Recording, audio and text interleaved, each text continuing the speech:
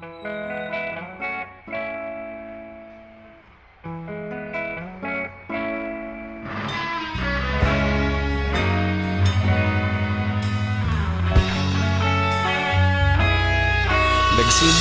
ang lahat sa eskwela, nagsama-samang 12 sa kalokohan at sa tuksuhan, hindi maawat sa isa't isa.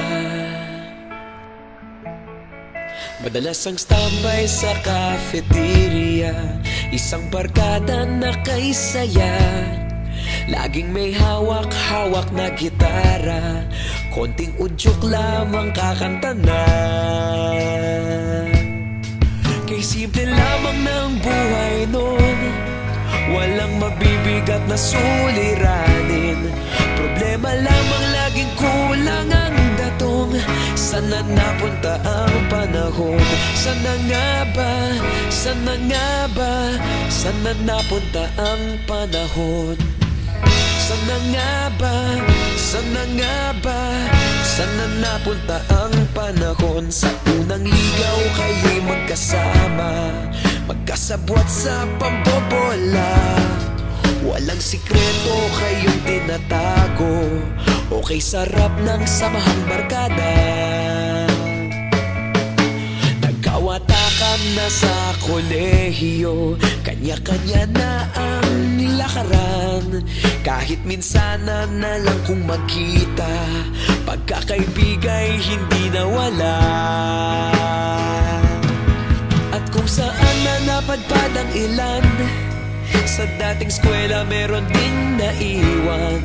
Meron pa ng mga ilang nawala na lang, nakakamiss ang dating samahan. Sana nga ba? Sana nga ba? Sana nga bang barkada ngayon? Sana nga ba? Sana nga ba?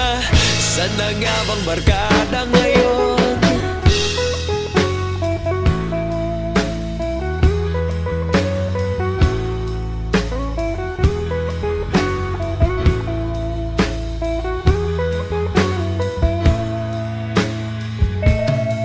Ilang taon din ang nakalipas, wala pa sa aming tatay na nagsusumikap upang yumaman at guminhawang kinabukasan.